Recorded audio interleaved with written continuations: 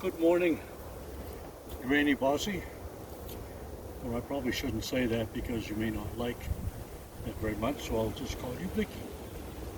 And it's don't want to tease you where you don't want to be teased. So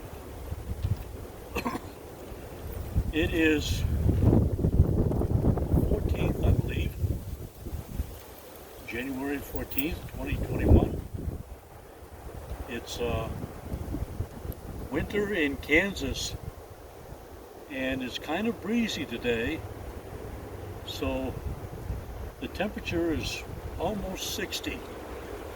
But with the breeze, it's kind of a chilly 52. There's not very much I can do out in the garden as far as emptying bags of leaves, because they blow all over the place. But there's one shore that I've been meaning to get to for some time, and today is as good a day as any. So I thought what I would do is I need to make a little video of it with my Sony Handycam camera, which I have right over here.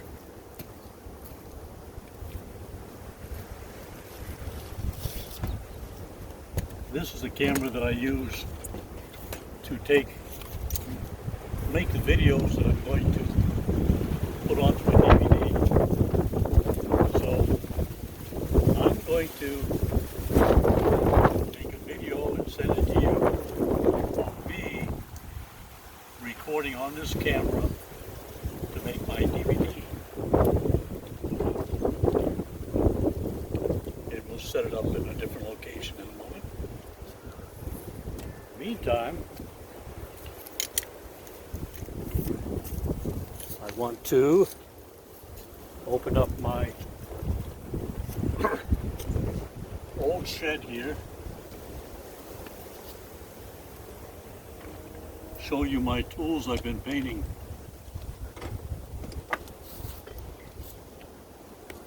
This goes right over here.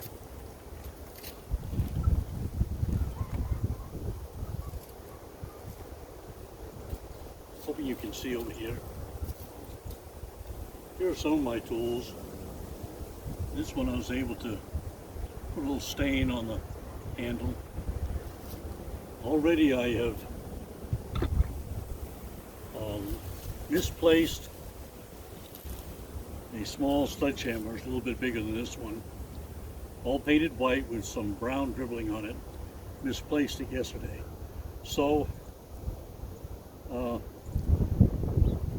painting my tools is not completely foolproof.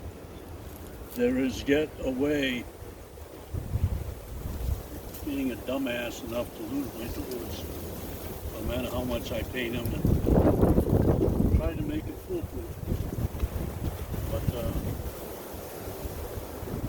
I'll move the camera around so they jiggle a bit, and you can see some of the other tools I have.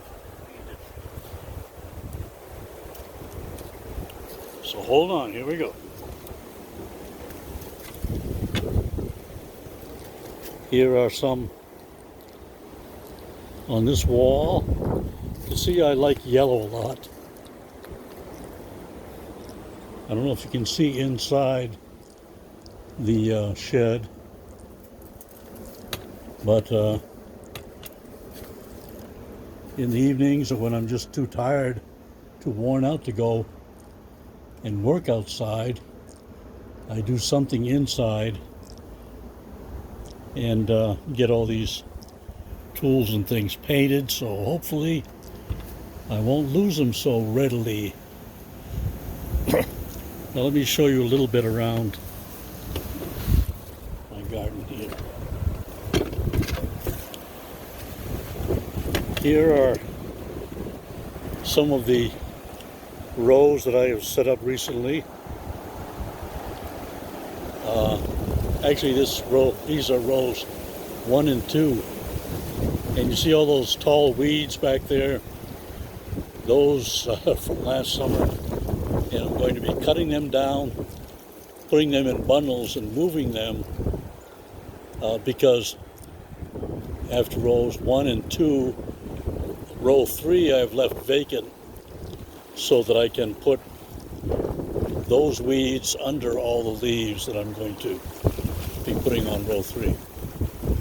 So I hope to spend a good part of today cutting those weeds down, bundling them up, and moving them. We'll see how it goes. The wind is kind of fierce. But as you can see, some of the other rows look like they're really kind of shaping up. And yesterday I found enough cardboard to wall in my third little short row. The rows on this side, on the right hand side, are on the south side of my garden here, and then this path goes right up through the middle from the back of the house to the shed. And on the north side of my garden spot I have the really long rows. So this first row right by the shed is the fourth row, and I call it 4S, 5S, and 6S. And on the other side I would call it 4N, 5N, and 6N. Systematic little things. Okay. Let me get things set up here.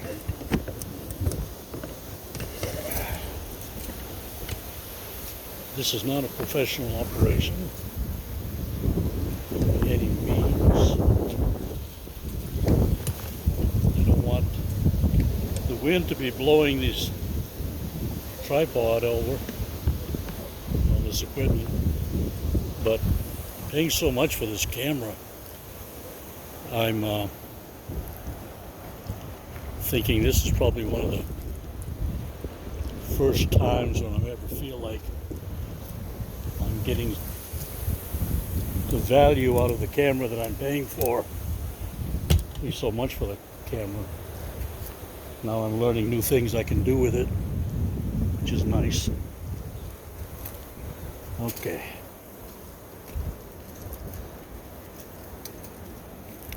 I'm gonna set up my camera and everything over here.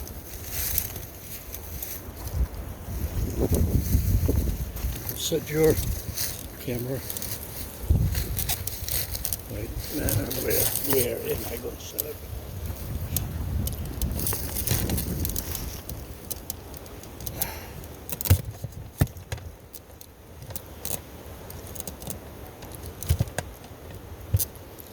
Right about here, I guess. I hope you can see me well. You couldn't support it. Now, don't go away. I'll be right back.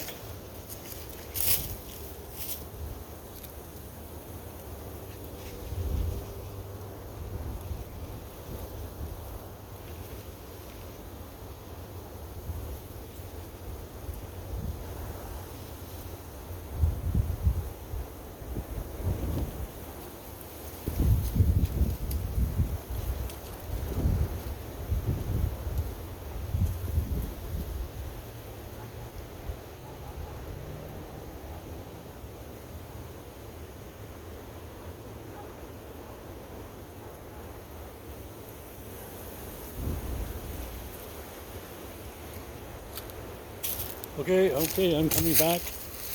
Here I am. Now, set the video up here.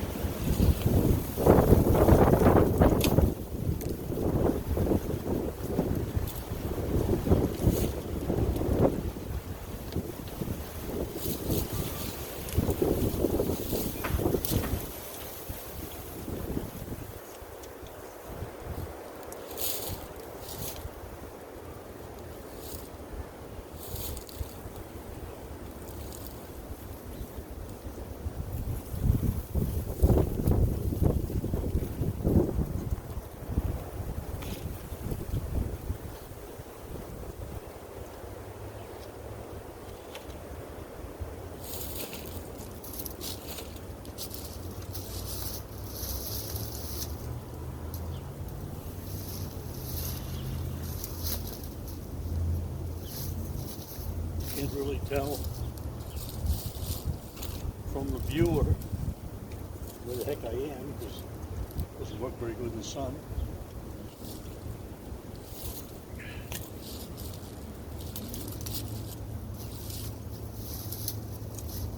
Just kind of hope that I'm in the shot somewhere. Now what do I need? A rope.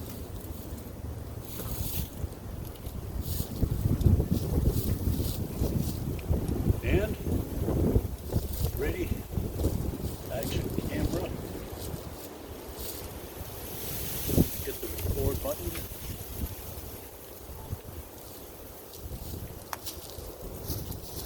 Good afternoon to you all. This is January 14th, 2021. Kind of a windy day, and it's a day I've chosen to get rid of a lot of these weeds here. My third planting row I've left bare because I want to take these weeds and cut them down and bundle them up and lay them out along the row before I put my leaves on, so they'll be buried under the leaves. Okay?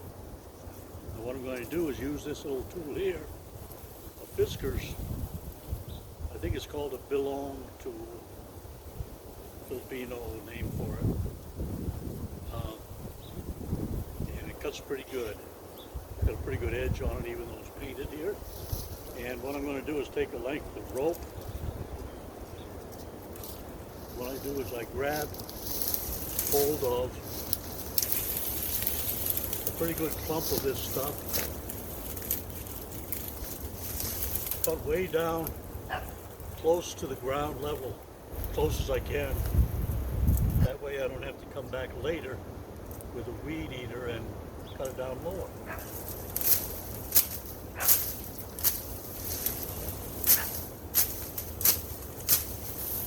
Then I have it all in hand.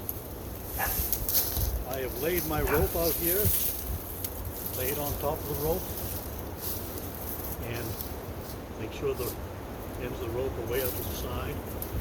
When I get a big bundle, kind of wrap it up, tie it well enough to get it to the row, and lay it out. And it's surprising how much you can get done once you get right into them. You can grab a pretty good armful of the weeds, and all you have to do is chop down that armful. You've got your hand on it already. Pick them up and lay them down on the rope, and before you know it, you've got quite a bit of this stuff cut down. Okay? And I may try showing you what it looks like in the row. Well, I'm sure you can imagine that end to end all the way down. Actually, this stuff, if you were to put it in some kind of a blender and reduce it, you'd be surprised how much of it would cake into about the size of a brick. I'm estimating just about all of the stuff I have here would be compressed. At maximum compression would be equal to maybe 2 cement blocks, not much. But there's no reason to turn into powder and all that, because after it gets underneath the leaves, there's going to be air around it and everything. It's going to get wet. Bugs of all kinds, worms are going to get into it and decompose it. In the meantime, worm castings, or worm poop, as they unscientific people call it, will develop, and it'll be good for the garden. So that's my exciting task for the day. All I do is I close that door, it stops recording, and my brain is closed. over there, and then I take this thing, I set it somewhere where I won't knock it down. I have two cameras. In case one camera gets broken, I have two cameras, and I guess that was so that when I was recording in the churches, I would have somebody record a sermon at the home church while I was away at another congregation recording a gospel meeting with the other camera. That was why I had two. Also, in case one broke down and we had something really important we wanted to record, I would still have one to use. About $350 each. And I have a little Sony gadget. Looks like an old-fashioned tape recorder, and use cables and things, and you plug the camera into the little gadget, put a blank DVD in, and you're able to assemble a DVD, editing it, taking parts out of different video shots, putting it all together. First you actually format the DVD. You record whatever you want, in whatever order you want. It's very versatile. And when you're done, you push a button and it finalizes the whole deal and creates a DVD. And you can take that DVD out, use it as a master to make more copies. And you buy these spools of 100 DVDs. It used to be about $18 and $19, $20 for 100. And if you just write the information on the DVD and then put the DVD in a paper sleeve, hand it to somebody. It used to cost about a quarter. Now it's about 40 cents, probably. If you have a paper label printed up, even if you print it on your computer, put a paper label on it, that adds about $1. So I write on it by hand. They still play just as well.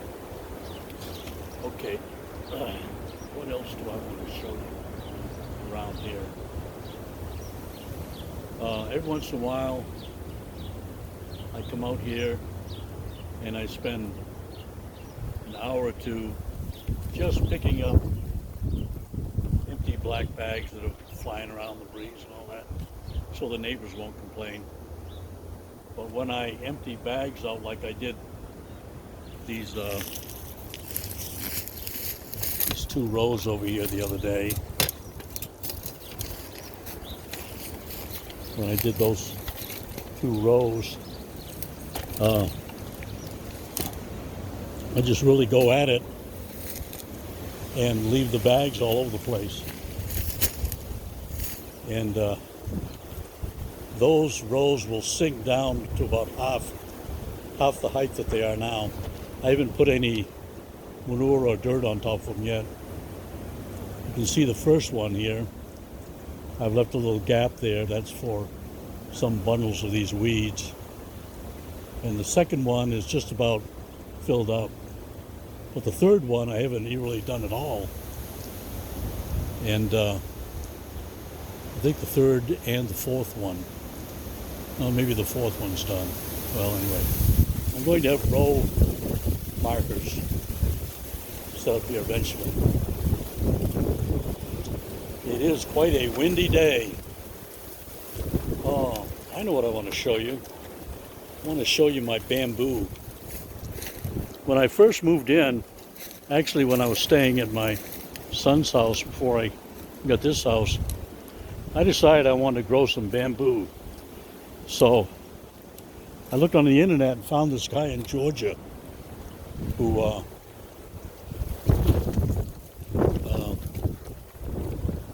was recommended and he has all different varieties of bamboo. So he said, you let him know what you want to use it for, construction or whatever, or just for visual appearance, and what your climate is, and he will recommend different varieties for you. So I said, well, I want 2 varieties that will grow the tallest in Wichita, Kansas. So he sent me, he recommended one called Miso and the other one called Robert Young. They're supposed to grow 70 feet tall eventually. That's pretty tall. And so these have been growing. I haven't really fertilized them like I should. I'm going to throw a bunch of horse manure on them in a few days. I did that back in 2010. It helped them quite a bit. But I don't know if you can see. I guess you can see that bamboo in the blowing in the wind there. Some of those are about 25 feet, the tallest ones. Would really make a good fishing pole. You just tie a length of monofilament on the end of it, put a hook on with a piece of red flannel, and go somewhere where they have pickerel or northern pike. The kid could really have a ball with one of those. I have quite a few lengths of bamboo.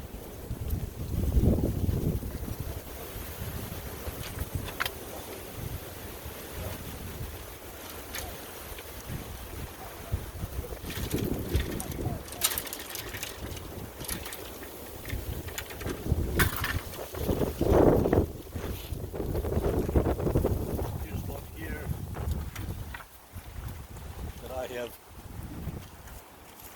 cut down and trimmed up a little bit.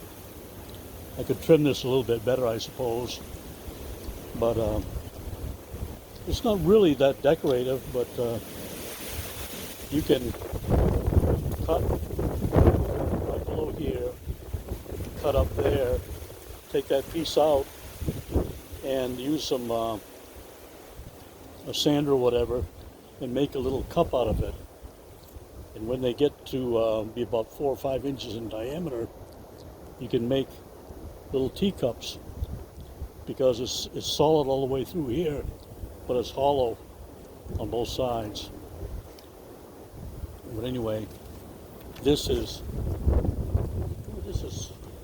close to 20 feet here. Kind of bent a little bit, but it would make a really nice action for a kid to. We'd even have to have a reel on it. Just have a piece of string, catch that fish, and just kind of flip it on the shore. So, unfortunately, this kind of bamboo here doesn't weather that well. But if you put an oil on the surface, just rub some kind of oil on the surface, it would probably help it quite a bit. But it'll deteriorate in 6 or 7 years. Some varieties will not deteriorate for a very long time, but that's not the kind I have. And there is a variety of bamboo called black bamboo that's really beautiful, which I may get sometime.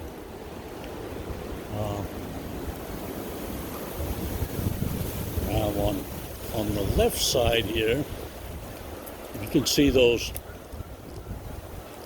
3 or 4 black bags and white drums there. Right in front of that is a nectarine tree.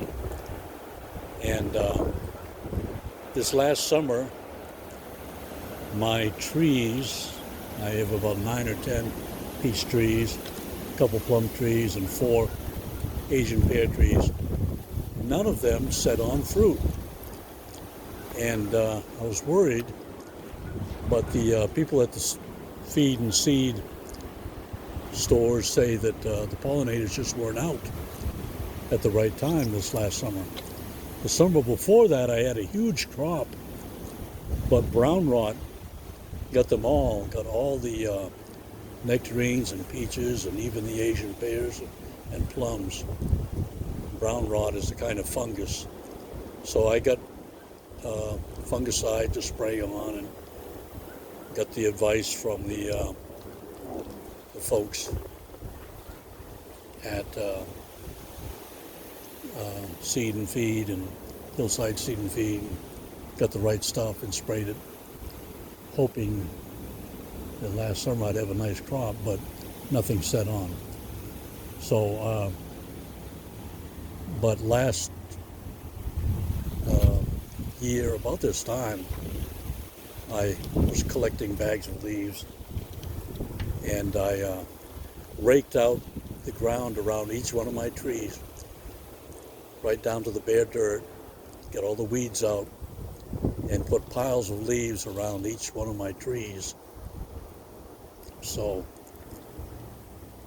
that is bound to help it. And when I get those weeds cut down, I'm going to put more leaves on top of those leaves that I had that have probably deteriorated down quite a bit. Okay, I'm going to let you go. And well, let me show you another compost pile I've got. Okay, hold on. Move you over here a ways.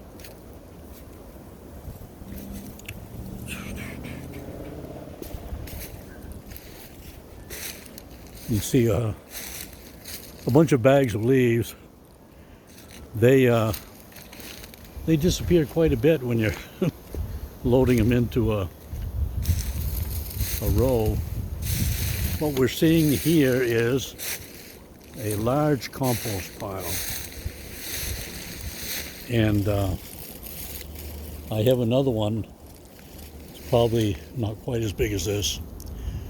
So what I'm going to do, even if I don't get enough leaves to really build all my rows up very high, if I've got one layer of leaves on the rows, I can take shovelfuls of this compost, make a depression in the top of the rows, put the pure compost in, like a cubic square feet of compost under each one of my plants, and that will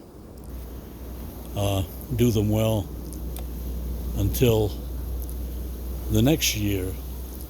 And then next winter I can build up this compost pile again, and I can add more to the rows. It would be nice if I could find a source of cardboard where I could, like I have here, wall in each and every one of my rows, the long ones as well as the short ones. That would be really nice, but not likely to be done, because my source of cardboard, I called him the other day. He sold his business. I called the fellow that bought it, and they've converted things so that they are recycling the cardboard for profit now. So I've got to find another source of cardboard. I've got to go around to furniture companies, mattress companies, see what they do with their cardboard.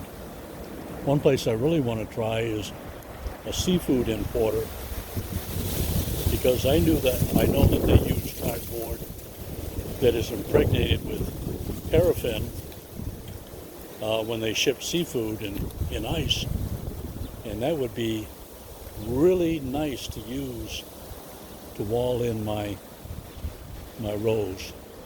I'm sure it would not deteriorate very fast at all.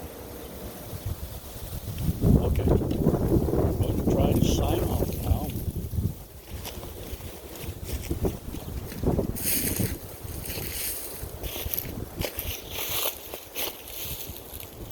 Granny, Vicky, till next time. I am still awaiting your picture. But I've waited 50-some years, so I can wait a little bit longer, okay? Okay. I think I might take this in and see if I can transmit it to you. Something to amaze you in your Thursday. Okay, bye for now.